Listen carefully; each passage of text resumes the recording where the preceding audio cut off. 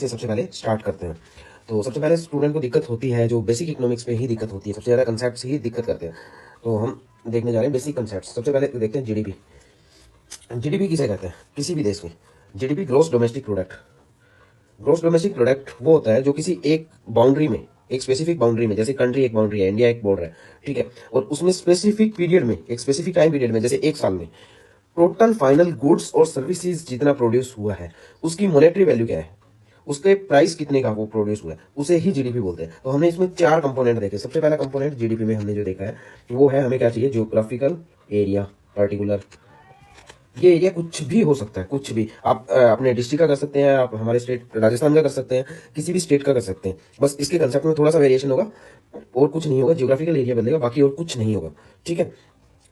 Geographical area पहला component है। दूसरा कंपोनेंट है इसमें specific time period. Specific time period, okay, मतलब 1 ईयर। जैसे हमने एक साल की जीडीपी निकालनी है तो 1 ईयर ले लिया। और उसके बाद क्या है, उसके बाद है जितनी भी सर्विसेज, जो भी सर्विसेज एक ज्योग्राफिकल एरिया में एक साल में प्रोड्यूस हुई है, सर्विसेज प्लस प्रोडक्ट या गुड्स। प्रोडक्ट मतलब जो ऐसे प्रोडक्ट जिन्हें गुड्स कहते हैं, जैसे कोई सामान है, सामान जैसे आप ईयरफोन यूज कर रहे हैं, माचिस की डिब्बी भी यूज कर रहे हैं, वो भी एक इसी में प्रोडक्ट और गुड्स में काउंट होगा। और सर्विसेज में जो भी सर्विसेज आप प्रोवाइड करवा रहे हैं या आप ले रहे हैं सर्विसेज, भले वो एजुकेशन सर्विसेज है, भले कुछ भी सर्विसेज है, वो सभी जितना भी उसका मॉनेटरी वैल्यू होगा इन सब चीजों का, उसे ही जीडीपी बोलते हैं। इन सब सर्विस और प्रोडक्ट का टोटल मॉनेटरी वैल्यू जो एक साल में एक जियोग्राफिकल एरिया में जो प्रोड्यूस होगा, उसे ही हम जीडीपी बोलते हैं। सबसे पहला कंसेप्ट तो यही हमारा क्लियर हो जाना चाहिए, जीडीपी किसे कहते हैं। अब दूसरी चीज गवर्नमेंट ने शिफ्ट किया है जीडीपी से जीवीए पे, ग्रोस वैल्यू एडिशन। दो बहुत ही सिमिलर कंसेप्ट है, बहुत कम फर्क है और बहुत कम लोग इसे जानते हैं, ठीक है। तो हमने जीडीपी देखा सबसे पहले। अब जीडीपी के कंपोनेंट देखते हैं हम। जीडीपी के कंपोनेंट जो है वो होता है कंजप्शन, सी प्लस आई, आपको फॉर्मूला याद रखना है, G plus X minus M, okay. ये जीडीपी का फॉर्मूला है। कंजप्शन, सी माने कंजप्शन, आई मींस इन्वेस्टमेंट, ये गवर्नमेंट एक्सपेंडिचर, एक्सपोर्ट, और ये इंपोर्ट। हम इंपोर्ट कितना करते हैं वो माइनस कर देंगे और एक्सपोर्ट जो कर रहे हैं वो प्लस कर देंगे, ठीक है। कंजप्शन कितना किया है हमने एक साल में, इन्वेस्टमेंट कितना किया है टोटल चीजों पे, और गवर्नमेंट का एक्सपेंडिचर क्या रहा है, कैपिटल एक्सपेंडिचर गवर्नमेंट का, ठीक है। और क्या जो भी गवर्नमेंट का एक्सपेंडिचर रहा है किन्हीं चीजों के निर्माण में, जैसे पुल बना रहे हैं, सड़क बना रहे हैं, जो भी हो रहा है, ठीक है, उसका।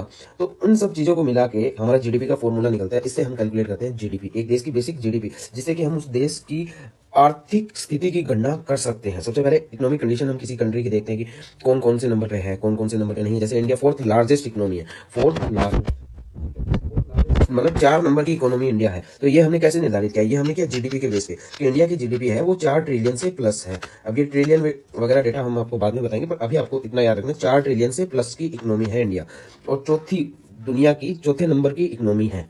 इसी तरह से यूएसए को हम कंपेयर करते हैं तो यूएसए 30 ट्रिलियन की इकोनॉमी है, जो वर्ल्ड की सबसे लार्जेस्ट इकोनॉमी है। एक नंबर पे कौन आता है, यूएसए, ठीक है। तो ये हमने, ये जो डेटा हम निर्धारित कर रहे हैं, 30 ट्रिलियन है, 4 ट्रिलियन है, ये सब डेटा निर्धारित किया जाता है जीडीपी के बेसिस पे। और जीडीपी क्या होता है, एक बार फिर से हम रिवाइज कर लेते हैं कि एक ज्योग्राफिकल एरिया में स्पेसिफिक टाइम पीरियड में सर्विस और प्रोडक्ट जितना उत्पादित किया जाता है, उसकी मॉनेटरी वैल्यू को, इन सब चीजों की मॉनेटरी वैल्यू को, मौद्रिक मतलब पैसे में हम इन चीजों की वैल्यू अगर निकालेंगे, मॉनेटरी वैल्यू अगर हम निकालेंगे, उसे बोलते हैं जीडीपी हम। सबसे पहला कंसेप्ट यही है। अब जीवीए, जीवीए होता है gross value addition, gross value addition, value addition. Simple सा फर्क होता है कि जैसे मैंने 10 रुपए का आटा खरीदा, ठीक है, 10 रुपए के गेहूं लिया, सॉरी, 10 रुपए का गेहूं लिया, ठीक है। अब उससे बनाया आटा किसी ने, आटे वाले ने उसको आटा बना के उसे बेचा 12 रुपए में। अब उस 12 रुपए को किसी ने बनाया उसके बिस्किट, बिस्किट बेचे 15 रुपए का, ठीक है। अब बिस्किट वो होलसेलर के पास 15 रुपए का, रिटेल होलसेलर ने बेचा, जिसने बनाया उसने बेचा होलसेलर को 15 रुपए का। अब होलसेलर ने आगे बेचा रिटेलर को 20 रुपए का, मान लीजिए, ठीक है। तो यहाँ पे ये अपनी सर्विस ऐड कर रहा है। अब यहाँ से कितना वैल्यू एडिशन हुआ, +2 रुपीज का, यहाँ से वैल्यू एडिशन हुआ 3 रुपए का, यहाँ से वैल्यू एडिशन हुआ 5 रुपए का, ठीक है। तो जो हम वैल्यू एडिशन करेंगे, और हमारा रॉ मटेरियल का कॉस्ट क्या था, 10 रुपए, 10 + 2 + 3 + 5, ओके। तो हमारा ये हो गया टोटल, जबकि जीडीपी जो काउंट होता है वो फाइनल गुड्स पे होता है। इसी गुड्स को सीधा देख के हम काउंट कर लेते हैं जीडीपी, और ये होता है जीवीए। ज्यादा बेसिक अंतर नहीं होता है, पर इसमें थोड़ा सा मार्जिन ये देखा जाता है कि जीडीपी जो होता है वो डिमांड साइड से मेजर किया जाता है हमेशा। डिमांड यहाँ पे आई, यहाँ पे क्रिएट हुआ जहां कंजप्ट हो रहा है, फाइनल गुड्स होता है जीडीपी में। हमेशा ही ये कंसेप्ट हमें याद रखना है, फाइनल गुड्स। हमें सिंपल कंसेप्ट, फाइनल गुड्स जो होता है जिसकी मॉनेटरी वैल्यू होती है फाइनल गुड्स पे, उसी पे ही हमें जीडीपी काउंट किया जाता है, तभी जीडीपी देखा जाता है। उसके बीच में वो कितना प्रोसेस हो रहा है, कितना हो रहा है, कुछ नहीं देखा जाता, फाइनल गुड्स कितना है। जबकि जीवीए जो होता है, जीवीए होता है कि वैल्यू एडिशन कितना है, वैल्यू एडिशन कितना है पर प्रोडक्ट पे। ओके, इसमें से जीवीए का सिंपल फॉर्मूला है ये जो हम देखने जा रहे हैं, GDP minus taxes on product plus subsidy on product. ठीक है, यानी हम जीडीपी में से अगर हम नेट इनडायरेक्ट टैक्सेस रिड्यूस कर देंगे तो हम जीवीए निकाल लेते हैं। ये हो जाता है फॉर्मूला जीवीए का, gross value addition. Net indirect taxes में से सब्सिडी जो है वो हमेशा ही प्लस होता है, क्योंकि सब्सिडी एक नेगेटिव टैक्स है। सबसे पहले आपको ये पता होना चाहिए सब्सिडी क्या है। सब्सिडी एक नेगेटिव टैक्स है।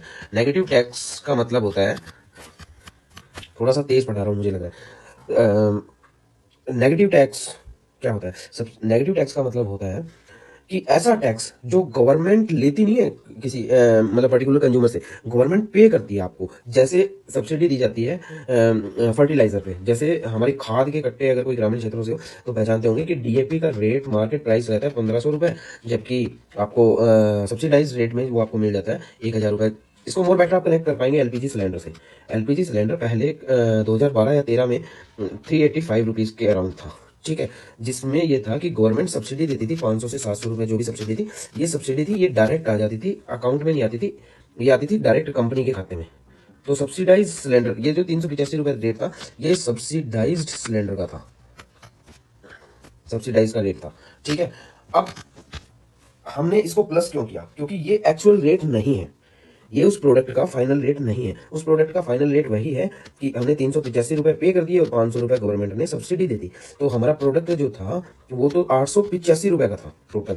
ठीक है, हमारा जो उत्पादित प्रोडक्ट था वो 885 रुपए का था, और हमें मार्केट में 385 रुपए का मिला। तो हम इसका मार्केट वैल्यू 385 रुपए नहीं देखेंगे, हम इसका मार्केट वैल्यू 885 रुपए ही देखेंगे कि ये इस प्रोडक्ट का प्राइस 885 रुपए, क्योंकि गवर्नमेंट ने बीच में 500 रुपए पे कर दिए। इसी तरीके से हम किसी चीज को खरीदते हैं, तो उस चीज को अगर हमने, मान लीजिए आपने मोबाइल फोन खरीदा, वो आपने खरीदा 12,000 रुपए का। ठीक है, एक मोबाइल फोन की कीमत आपने लगाई 12,000 रुपए। अब इस मोबाइल फोन का प्राइस क्या था? आपने 12,000 का लिया, पर वो 12,000 का नहीं है, क्योंकि उसमें रेट इंक्लूडेड है जीएसटी का, जिसमें सेंट्रल और स्टेट दोनों है। ठीक है, अभी हम जीएसटी पे बात करते हैं नॉर्मल, कि जीएसटी उसमें एक टैक्स है। ठीक है, वो ऐड है, वो 3,000 रुपए का ऐड है अप्रोक्सीमेट। ठीक है, 3,000 रुपए का जीएसटी ऐड है, तो आपका ये प्रोडक्ट जो है वो 9,000 रुपए का है मात्र। इसका फाइनल प्राइस जो था जीडीपी में वैल्यू, वो सिर्फ 9,000 रुपए की वैल्यू थी। ओके, तो मेरे ख्याल से आपको क्लियर हो गया होगा। एक बार फिर से रिवाइज कर देता हूँ आपको, ज्यादा कॉम्प्लिकेटेड हो गया। ठीक है, जीडीपी होता है किसी भी चीज की मॉनेटरी वैल्यू। ठीक है, सर्विस और प्रोडक्ट की मॉनेटरी वैल्यू कितने में, एक ज्योग्राफिकल एरिया में, उसे हम एक एरिया ले सकते हैं। जैसे मैंने गंगानगर ले लिया, ये मैंने गंगानगर ले लिया, तो इसकी जीडीपी भी हम निकाल सकते हैं। ठीक है, इसमें एक साल में कितना उत्पादित हो रहा है। इसी तरह से हम राजस्थान की जीडीपी निकाल सकते हैं, राजस्थान की जीडीपी हम निकाल सकते हैं। राजस्थान की जीडीपी को जीएसडीपी बोलते हैं, gross state domestic product. GSDP आपको इकोनॉमिक सर्वे में लिखा हुआ मिलेगा, जीएसडीपी। ओके, सिंपल कंसेप्ट है, कोई दिक्कत नहीं है कहीं पे। ठीक है, और जीडीपी का फॉर्मूला जो है C + I + G + X - M। ठीक है, C होता है कंजप्शन, इन्वेस्टमेंट और गवर्नमेंट एक्सपेंडिचर। ठीक है, x export minus import. Export वो होता है जो हम करके, मतलब एक्सपोर्ट हम करते हैं बाहर, किसी कंपनी को अपना निर्यात करते हैं, निर्यात बोलते हैं। निर्यात अगर हम करते हैं तो उससे हमें पैसा आता है, जबकि हम इंपोर्ट करते हैं, आयात करते हैं, किसी भी चीज़ का आयात करते हैं। जैसे हम क्रूड ऑयल का आयात करते हैं, कच्चा तेल हमारे इंडिया में नहीं होता है, बहुत कम होता है, तो 90% से ऊपर हम आयात करते हैं क्रूड ऑयल का। ठीक है, तो क्रूड ऑयल जितना हम आयात करते हैं वो हमारा नेगेटिव हो जाता है, उतना पैसा हम किसी बाहर की कंपनी को, बाहर के देश को दे रहे हैं।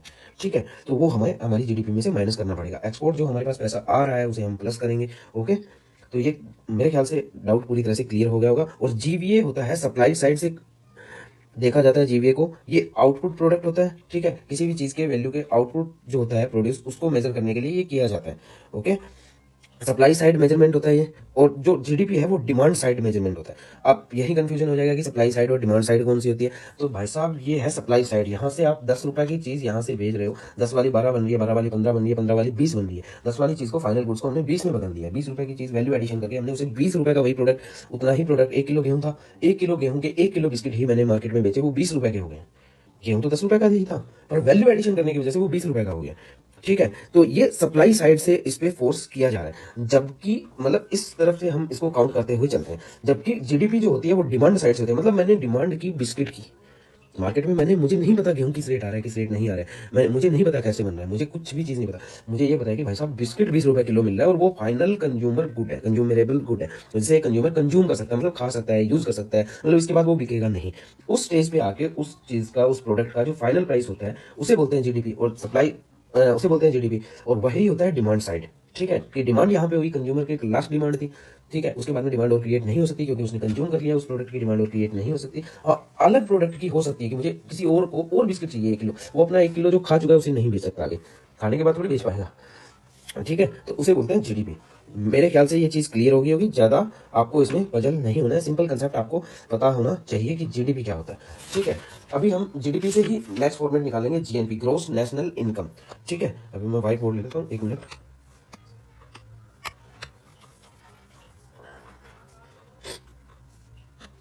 जीएनपी, ओके, हम कंसेप्ट निकालते हैं जीएनपी। जीएनपी क्या होता है? कुछ नहीं, ज़्यादा कुछ बड़ा कुछ नहीं है, जीडीपी में से हम माइनस कर देंगे net factor income, factor income earn from abroad. अब यहाँ पे मैंने एक बात की है, नेट फैक्टर इनकम। नेट मतलब इसमें कुछ दो चीज़ें जुड़ी हुई होगी। सबसे पहले आप ये याद रख लें कि इसमें दो चीज़ें जुड़ी हुई है। नेट फैक्टर इनकम को हम कैसे निकालते हैं कि एक जो इंडियन है, ठीक है, वो विदेशों में काम कर रहे हैं, वो रेमिटेंसीज, वो पैसा भेज रहे हैं, ठीक है, तो वो जो पैसा भारत में आ रहा है ये तो इंडियन कमा रहे हैं। ठीक है, अब कोई विदेशी भी होगा जो यहाँ बैठ के पैसा अपने देश में भेज रहा होगा, जैसे अफ्रीकन बहुत रहते हैं इंडिया में, ठीक है, या बहुत सारे लोग हैं जो इंडिया में रह के अपना काम कर रहे हैं और यहाँ से पैसे अर्न करके अपनी कंट्री में भेज रहे हैं, जैसे बांग्लादेश में भेज रहे हैं, कुछ अदर कंट्रीज में भेज रहे हैं, नेपाल में भेज रहे हैं, श्रीलंका में भेज रहे हैं। इस तरह के कुछ छोटी कंट्रीज के लोग यहाँ रहते हैं, या कुछ बड़ी कंट्रीज के भी रहते होंगे, ऑब्वियसली बात है। जो भी यहाँ रहते हैं फॉरेनर, मेरा मतलब है फॉरेनर से, फॉरेनर जो इंडियन नहीं है, वो यहाँ का पैसा बाहर भेज रहा है। यहाँ से अर्न कहाँ से कर रहा है? वो अर्न कर रहा है इंडिया से। ठीक है, इंडिया में अर्न कर रहा है, और भेज कहाँ रहा है? पैसे को अपने देश में भेज रहा है। ठीक है, अपने देश में भेज रहा है, तो वो पैसा तो भारत से बाहर चला गया ना, तो इसको हम लिखते हैं बी। ठीक है, तो ये है वो इंडियन जो दुबई में, हमारे बहुत सारे राजस्थानियों विदेश में बैठे हुए हैं, जैसे केरला में लोग, गल्फ कंट्रीज में, सदर्न कंट्रीज के, सदर्न स्टेट के लोग गल्फ कंट्रीज में बहुत बैठे हुए हैं, बहुत सारे लोग कनाडा, ऑस्ट्रेलिया, ये वहाँ रह रहे हैं जो इंडियंस हैं, और जो यहाँ पैसा भेजते हैं। ठीक है, तो वो आएगा ए में, और वो आएगा और जो यहाँ रह के बाहर पैसा भेज रहे हैं वो आएगा बी में। तो इसे बोलते हैं हम नेट फैक्टर इनकम। जो इंडिया में भेज रहे हैं, मान लीजिए वो 100 रुपये भेज रहे हैं, ठीक है, और जो विदेशी है यहाँ रह के वो 80 रुपये यहाँ से इंडिया से बाहर भेज पा रहे हैं अपने देश में, तो मतलब टोटल 20 रुपये का तो इंडिया में गेन हो रहा है ना। तो हमारी जीडीपी मान लीजिए हमने 100 रुपये की थी, ठीक है, अब 20 रुपये हमारे भाइयों ने कमा के बाहर से इंडिया में भेज दिए, तो ये तो इंडिया की जीएनपी में तो बढ़ोतरी हुई ना, ग्रोस नेशनल प्रोडक्ट में बढ़ोतरी हुई। इसे बोलते हैं gross national product, national product. ठीक है, ग्रोस नेशनल प्रोडक्ट, इसी कंसेप्ट को बोला जाता है ग्रोस नेशनल प्रोडक्ट, सकल राष्ट्रीय उत्पाद।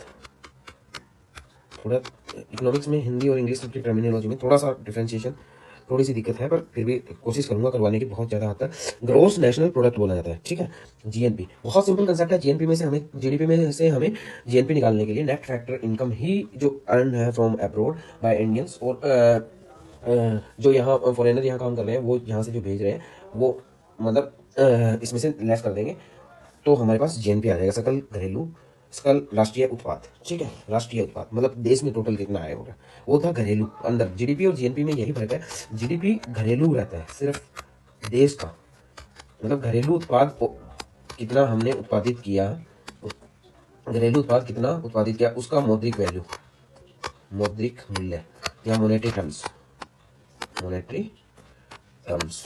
ओके, ठीक है, और जीएनपी में जो रहता है, घरेलू तो रहता ही रहता है, कि जीएनपी में हमने जीडीपी तो देखा ही देखा, घरेलू तो रहा ही, प्लस जो भी इनकम आती है हमारी अब्रोड से, वो नेट इनकम हम देखते हैं कि कितना यहाँ से गया और कितना अब्रोड से आया, उसे जीएनपी कहते हैं। ठीक है, तो हम, अगर हमारी जीडीपी हाई होगी तो हमारी जीएनपी भी बढ़ेगा। ओके, सबसे पहला कंसेप्ट तो ये है। तो जो हमारे विदेश जाते हैं, वहाँ से पैसे भेजते हैं, तो उससे भी देश को फायदा होता है। ठीक है, जीएनपी का कंसेप्ट हमारा क्लियर हो गया, आई थिंक ये हमारा अच्छे से क्लियर हो गया है। ठीक है, जीडीपी के बाद जीएनपी हमारा क्लियर हो गया। अब हम नेक्स्ट टर्मिनोलॉजी लेते हैं एनएनपी, नेट नेशनल प्रोडक्ट, इसे बोलते हैं नेट नेशनल प्रोडक्ट। ठीक है, national product, net national product ज़्यादा इसमें कुछ नहीं है, नेट निकालना है हमें, हमारा टोटल कितना हुआ कि भाई हमने किसी चीज़ को उत्पादित किया, हमने किसी चीज़ को बनाया, ठीक है, विदेशों से भी पैसा आ गया, ग्रोस हो गया कि हमारे पास इतना पैसा तो आ गया, पर उस पैसे को बनाने में, उस चीज़ को बनाने में, उस मौद्रिक वैल्यू को कमाने में हमने कितना लॉस किया है। हमारा जैसे मशीनरी है, तो मैंने कार खरीदी, उस कार के मान लीजिए 1 साल मैंने चलाई, 1 साल चलाने के बाद उससे मैंने बहुत पैसा बनाया, उस वो पैसा तो जीडीपी में काउंट हो गया, पर उस कार का जो वास्तविक मूल्य था, जैसे मैंने 10 लाख की कार खरीदी थी, आज मार्केट वैल्यू उस कार की 1 साल के बाद 7 लाख रुपए बची है, ठीक है, तो ये 3 लाख रुपए तो मेरे कम हो गए ना। तो ये तो मेरा डेप्रिसिएशन है, घिसावट है, डेप्रिसिएशन बोलते हैं इसे, इसे बोलते हैं घिसावट, शायद हिंदी में घिसावट ही बोलते हैं, तो मैं कंफर्म नहीं हूँ, फिर भी आप एक थोड़ा सा टर्मिनोलॉजी याद रखिएगा, डेप्रिसिएशन बोलते हैं, ठीक है। इकोनॉमिक्स की टर्मिनोलॉजी आप बेटर होगा कि इंग्लिश में थोड़ा याद करने की कोशिश कीजिए, ताकि आपको समझने में और करने में बहुत आसानी रहे, ठीक है।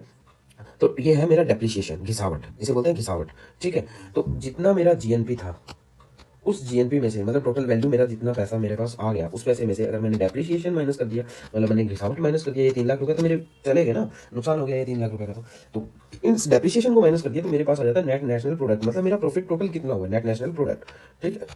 अब दो कंसेप्ट आते हैं, एनएनपीएफसी फैक्टर कॉस्ट और एनएनपीएमपी। ज़्यादा घबराने की जरूरत नहीं है इन कंसेप्ट में, सिर्फ आपको नॉर्मल कंसेप्ट देखने हैं और याद करने हैं, इसके अलावा कुछ नहीं, बहुत सिंपल है, कुछ भी नहीं है इनमें, ठीक है। Net national product factor cost, इसे बोलते हैं फैक्टर कॉस्ट, एफसी का मतलब फैक्टर कॉस्ट, फैक्टर कॉस्ट, ठीक है। फैक्टर कॉस्ट कुछ नहीं होता किसी भी प्रोडक्ट के, एनएनपी एमपी, एमपी होता है मार्केट प्राइस,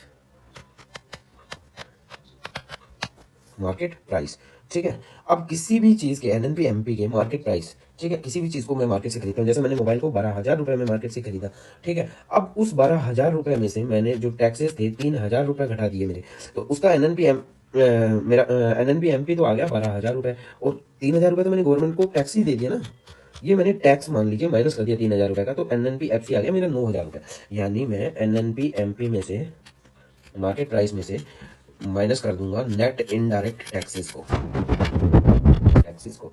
ये इनडायरेक्ट और डायरेक्ट जो टैक्सेस होते हैं, ये भी आपको क्लैरिटी आगे करवा दी जाएगी, अभी आप इतना याद रखिए कि नेट इनडायरेक्ट टैक्सेस को मैं माइनस कर दूंगा। नेट इनडायरेक्ट टैक्सेस में नेट लगते ही फिर यहाँ दो टर्मिनोलॉजी आ जाती है, आपको इतना पता होना चाहिए, ठीक है।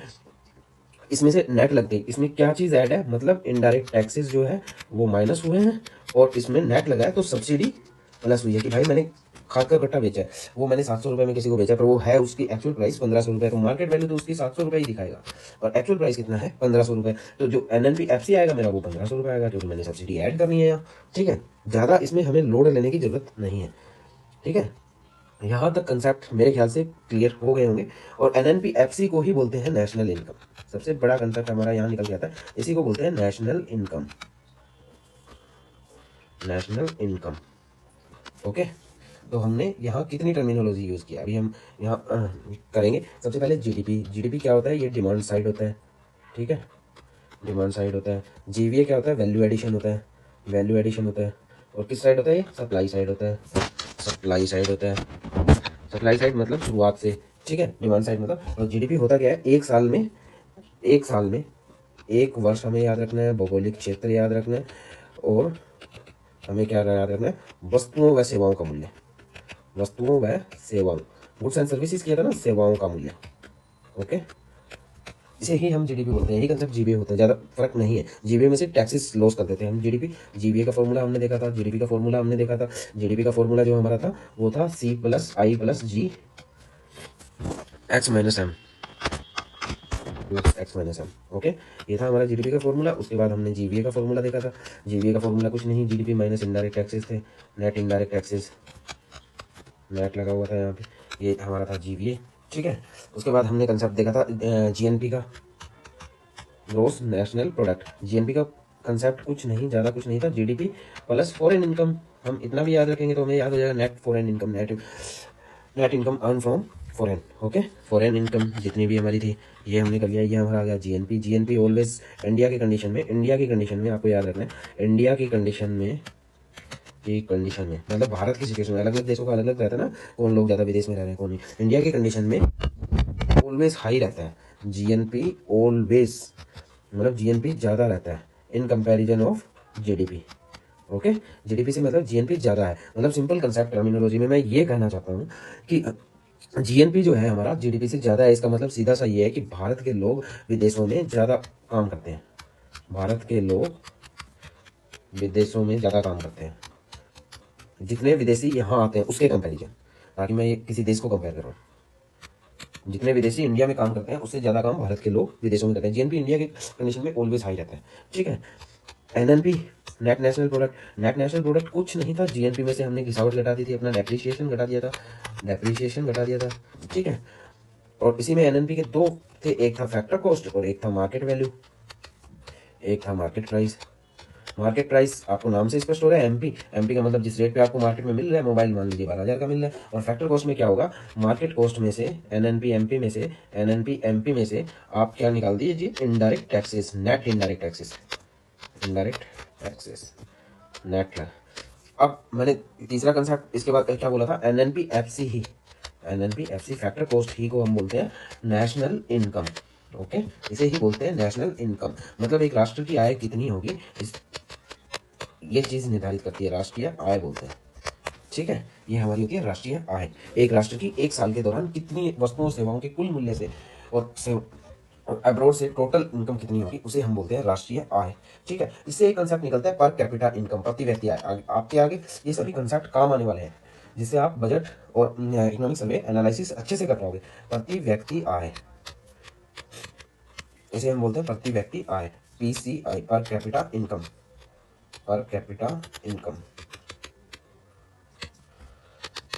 ओके। प्रति व्यक्ति आय, इसको निकालने का सिंपल तरीका है कि नेशनल इनकम से हम पॉपुलेशन, जितनी भारत की पॉपुलेशन है उसे हम माइनस करेंगे, यानी कि इंडिया की जीडीपी सिंपल कंसेप्ट में फोर्थ लार्जेस्ट इकोनॉमी है। फोर्थ लार्जेस्ट इकोनॉमी तो हम हैं कि भाई साहब हमारी 4 ट्रिलियन की इकोनॉमी है, पर हमारी पॉपुलेशन भी तो 140 करोड़ है। इस 140 करोड़ को हम 4 ट्रिलियन से डिवाइड करेंगे तो हमारे पास आ जाती है पर कैपिटा इनकम, ठीक है। पर कैपिटा इनकम हमारे पास आ जाती है। इसके बाद में हम बात करेंगे जो भी प्रति व्यक्ति आय आती है, इससे निकल जाती है हमारी जो भी, मानिए आपके आई थिंक 96,000 के अराउंड है, 96,000, ये कॉन्स्टेंट प्राइस पे है और उस पर शायद 1,70,000 रुपये के आसपास है। एग्जैक्ट डेटा मुझे याद नहीं है, पर मैं आप एक अंदाजा बता रहा हूँ कि प्रति व्यक्ति की आय भारत में 1,70,000 रुपये है नॉमिनल प्राइस पे। नॉमिनल प्राइस वो प्राइस होता है जिसपे महंगाई दर ऐड होती है, ठीक है। 1,70,000 रुपये के आसपास है, ओके। तो हमने निकाली राष्ट्रीय आय। अब हम राष्ट्रीय आय के बाद हमने प्रति व्यक्ति आय निकाली। अब प्रति व्यक्ति आय के हिसाब से इंडिया की अगर हम गणना करते हैं तो भारत की सिचुएशन शायद 122 के आसपास आती है मेरे ख्याल से, रैंकिंग कंफर्म नहीं हूँ मैं पर कैपिटा इनकम में, पर शायद 122वीं रैंक है।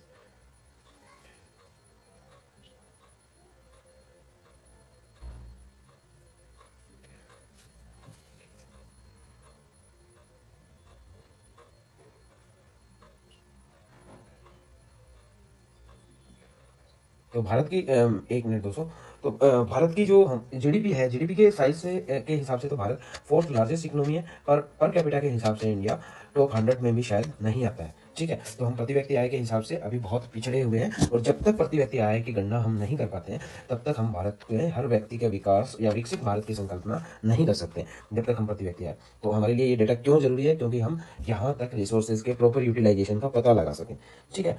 तो इसी चीज, इसलिए हमारे लिए ये सभी डेटा, ये सभी चीजें जरूरी है। इसलिए हम एक बार फिर से रिवाइज कर लेते हैं दोस्तों। जीडीपी डिमांड साइड में होता है, ठीक है।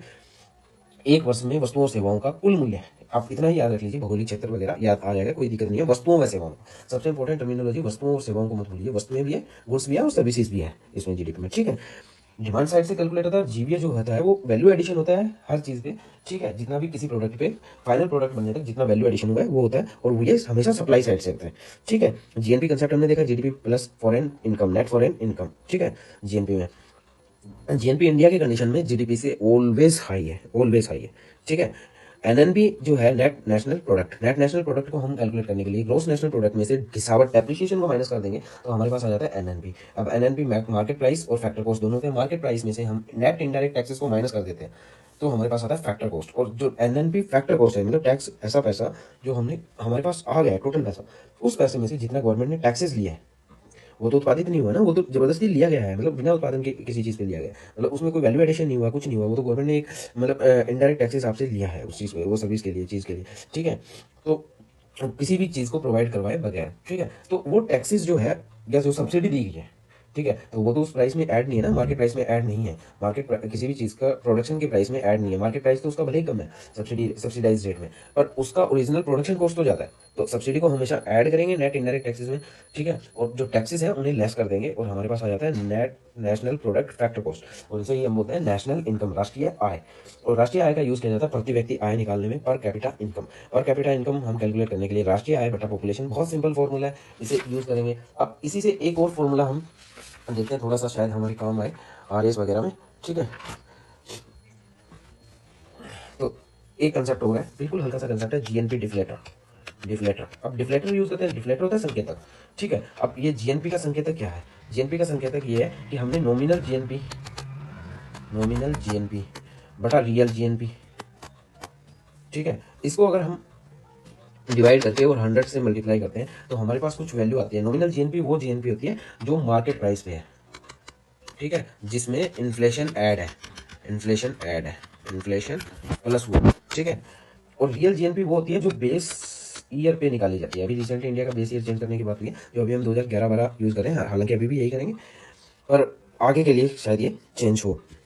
तो बेस ईयर पे जो निकाली जाती है, मतलब 2011-12 बेस ईयर जो हमने, उस रेट पे उस प्रोडक्ट की वैल्यू कितनी थी, उसे बोलते हैं रियल जीएनपी, ठीक है। तो इस नॉमिनल जीएनपी जो आज की वैल्यू है किसी चीज़ की, मान लीजिए कि दूध आज 60 रुपए किलो मिल रहा है, ठीक है, जबकि दूध 2011 या 12 में मान लीजिए 30 रुपए किलो था, ठीक है, इंटू 100, तो ये आ गया मेरा 1/2, 50%, मतलब 50% इसके रेट में इजाफा हो गया। 50% क्या हो गया? इजाफा हो गया रेट में। तो ये है मेरा इन्फ्लेशन रेट। इन्फ्लेशन रेट कितना हो गया 2011-12 से आज 2025-26 में दूध का इन्फ्लेशन रेट कितना हो गया? 50% का हो गया। मतलब मेरा टोटल तो इतना ही निकला है, 1 किलो ही निकला है। 1 किलो पहले उत्पादित करते थे, 1 किलो दूध अभी उत्पादित कर पा रहे, ठीक है। और उसका मोनेटरी वैल्यू जो है वो बढ़ गया, उसकी वजह से हमारा प्राइसेस तेज हो गए। और जो इस इन्फ्लेशन को दिखाता है उसे बोलते हैं GNP deflator. Okay, GNP deflator एक संकेतक, जीएनपी का संकेतक जो दिखाता है कि महंगाई कितनी बढ़ी है। ओके, अब हम थोड़ी सी टर्मिनोलॉजी यूज करेंगे या कल करने की कोशिश करते हैं। थैंक यू दोस्तों।